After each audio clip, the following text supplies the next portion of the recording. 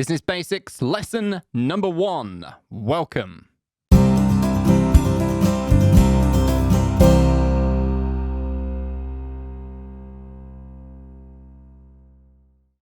My goal in this course is to keep each lesson as short and concise and focused on the main topic of, well, focus as possible. However, here in this first lesson, we need to take a few extra minutes just to go over the process that we use here in the Business Basics lessons, just to make sure that you are using them as effectively as possible. Each lesson starts with a dictation exercise, by which I mean I dictate the story to you. All you've got to do, go down below this video, download the story MP3, then listen very, very carefully and write down everything that you hear by hand in your notebook. It is better to do this by hand than typing on the computer, just because research shows that this extra physical activity will help you to remember the language later.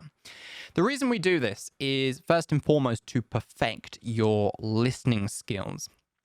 When you're having a conversation with someone, you're actually using a lot of other information to understand, visual cues, body language, things going on around you. What this means is that even if you don't catch all the language being spoken to you, you can still understand. And while this is great for comprehension, it's not very helpful for actually improving your listening skills.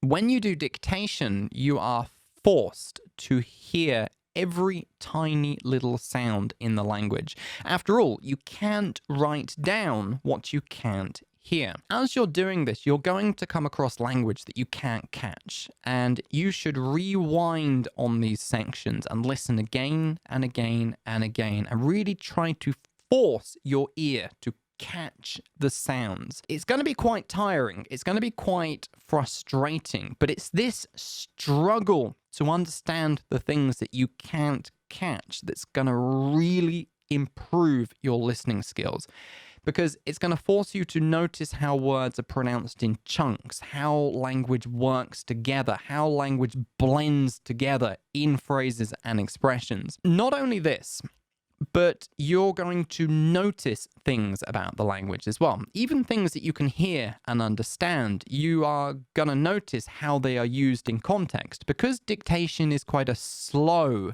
focused, deliberate activity, it forces you to slow down and really just notice the dynamics of the language, the way that the language is working. Dictation is tiring, it's difficult in the beginning, but it is an amazing way to improve your listening and to notice things about how the language is being used. We tend to just forget things if we see it, understand it, and then move on to the next thing really, really quickly. It's this slow, deliberate process that helps to fix the language in memory. So without further ado, what I want you to do is go below this video, download the story MP3 and do the dictation exercise. Again, just listen very, very carefully. You can listen for a few times if you want. There's no correct way to do this. Listen for a few times and then just write down everything that you hear. When you come back, you should have a handwritten copy in front of you.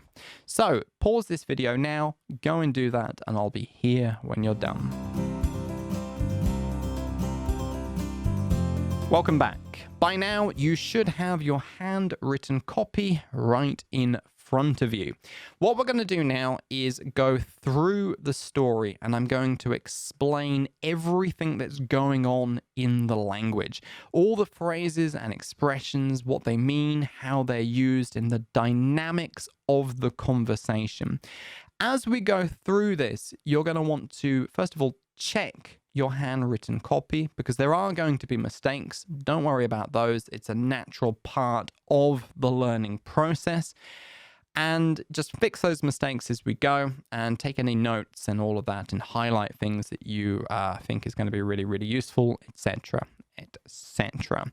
So without further ado, let's jump into the conversation. Morning greetings. Dan breezed into the office. What does it mean to breeze into the office? Well, if you breeze into somewhere, you enter that room or that place in a very quick, casual, easygoing, cheerful kind of way. Morning all, he said to everyone. So we imagine Dan opening the door to the office, stepping into the room.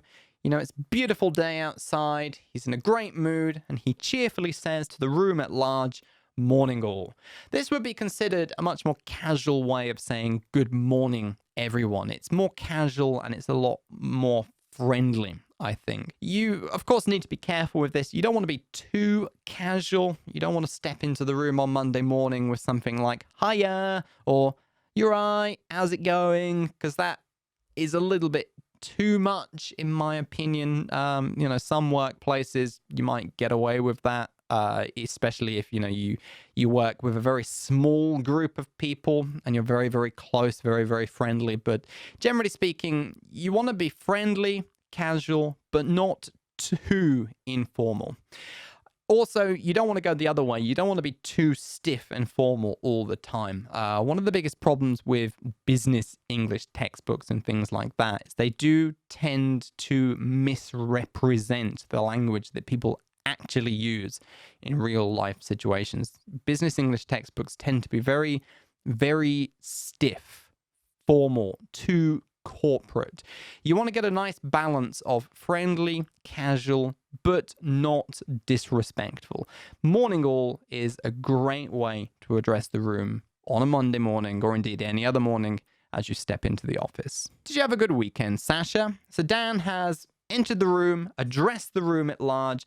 Now he's walked across the office, sat down at his desk, and now he turns to his co-worker, Sasha, and he greets her personally. As a question, I think the meaning of this is fairly simple. We don't really need to go into that too much. But notice here that this isn't really meant as a question. I'm sure Dan is interested in what Sasha did at the weekend, but that's not the function of this here. The function of this here is a greeting. It means the same thing as good morning, hello, how's it going? It's simply a way to connect with Sasha and start the conversation, start the day, acknowledge that she is there. Also, before we move on, occasionally you're going to see these underlined chunks of language. These are what we call grammatical chunks. They're not idioms or phrases with a fixed meaning or often any meaning at all. Rather, they are extremely frequent grammatical chunks of language that native speakers tend to think of as single units. The reason these are important, and these will be very important later when you do the shadowing exercise, but you want to pay attention to them now as well. The reason they are so important is because we tend to pronounce these as single units. So we don't say, you have a good weekend. We say, did you have a good weekend? You have a good weekend. You have a good weekend.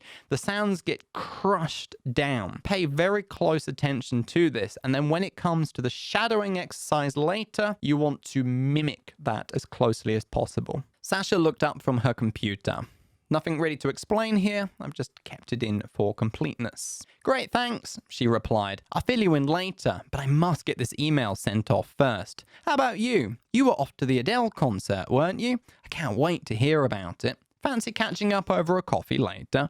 Great, thanks, she replied.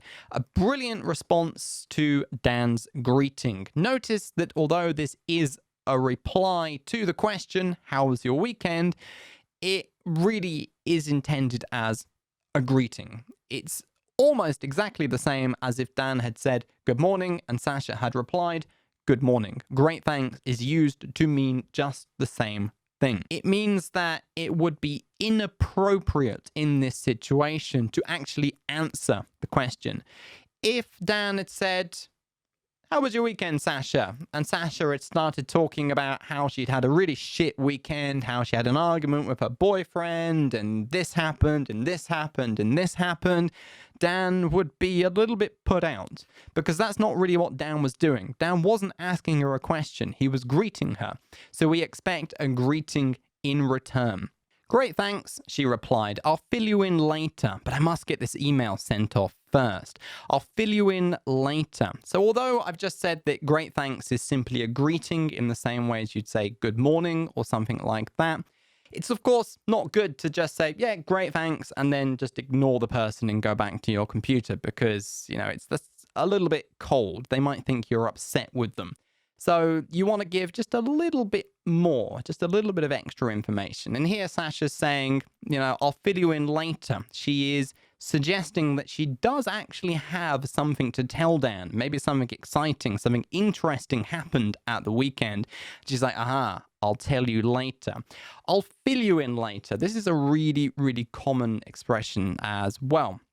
If you fill someone in, you give them the details. You tell them the details that they don't know. Another way that this might be really commonly used is if you say miss a meeting and you come in and you turn to your coworker and you say, I missed the meeting. What was it all about? And he or she says, don't worry about it. I'll fill you in later. I'll fill you in later, but I must get this email sent off first. So Sasha has greeted Dan, great thanks, and then she said, but I do have something interesting to say about my weekend. I'll tell you later. I must get this email sent off first. I'll tell you later because right now I have to get this job done. I can't talk until I've done this. Notice the phrasal verb in here, send off. The difference between send off and just send is simply that send off has a nuance of a specific recipient, destination in mind. That said, in this phrase here, I must get this email sent. I must get this email sent off. There is absolutely no difference whatsoever. How about you? You were off to the Adele concert, weren't you? I can't wait to hear about it. Fancy catching up over a coffee later? How about you? So, more pleasantries. Really, Sasha is just continuing on from great thanks here. Great thanks. Something did happen. I'll tell you about it later. I'll fill you in later. How about you? And then she continues with, you were off to the Adele concert, weren't you? So this is still continuing the greeting. How about you? You were off to the Adele concert, weren't you? Pay attention to the way that this is phrased because it's quite important. You were off to the Adele concert, weren't you? A more standard way of saying this might be something like, you went to the Adele concert, didn't you? However, what Sasha is doing here is connecting this conversation back to a previous conversation. So we imagine here it's Monday morning, and Sasha is now referring back to a conversation that they had, say, Friday afternoon. Dan probably told her on Friday afternoon that he was going to go to an Adele concert tomorrow or on Sunday or, at the weekend. So here, Sasha is now continuing that final conversation of Friday, first thing Monday. How about you? You told me that you were going to the Adele concert, didn't you? Did you go? I really want to hear about it. Tell me all about it later over coffee. Can't wait to hear about it, Sasha continues. If you can't wait to do something, you're really excited about that thing. You're really, really looking forward to it. You're really anticipating it. And then finally, Sasha finishes with, fancy catching up over a coffee later. So, first and foremost, realize that what Sasha is doing here is ending the conversation. That is the main purpose of this. Dan has come in, he's greeted her, she's greeted him back, she's extended the conversation slightly, she's referred it back to what they talked about on Friday. I want to hear all about it, but right now I really have to write this email and get it sent off. So I am finishing the conversation here. But we should continue the conversation later. So she's not just saying, I can't talk now, and then finishing the conversation with no indication of when it might continue. Rather, what she does is she uses an invitation to talk later as a way to stop the conversation now so that she can concentrate on this important email that she's got to send right here, right now. And then later they can have a coffee during their break and she can hear all about the Adele concert, etc., etc., etc. Very, very clever language use here. Pay very close attention to it. So there we go. That is it for the story. Just make sure that you understand the meaning of all these phrases and expressions that we have discussed. Make sure that you understand how they're being used in the context of the conversation. Make sure that you understand why they're being used and the function that they have in this conversation. Your next and final job is to perfect the pronunciation of this language and to actually practice saying it out loud. And the best way to do this is with the shadowing exercise. I'll link to a video down below this one to a demonstration of shadowing if you don't know how to do it. But what you're basically just going to want to do is grab the MP3 that you use for dictation, listen to it, and at the same time, repeat it. This is what we would call a non-creative speaking practice exercise. You're not actually having to think of the things that you want to say and produce language on the fly. Rather, it's a purely physical activity. You are getting your mouth and muscles used to producing these sounds. You are paying very close attention to the rhythm, the tone, the pronunciation, the way the language is chunked, the pauses in the language, and all of that stuff. In particular, pay very, very close attention to the underlined portions because generally speaking, these are going to have what we call reduced pronunciation. The pronunciation is going to be crushed down. So go ahead, grab the MP3, have a go at the shadowing exercise, and then you are pretty much done for this lesson. I will see you in Business Basics lesson number 2, when we're going to talk all about grabbing someone's attention. Until then, take care, and I'll see you in the next lesson. Goodbye.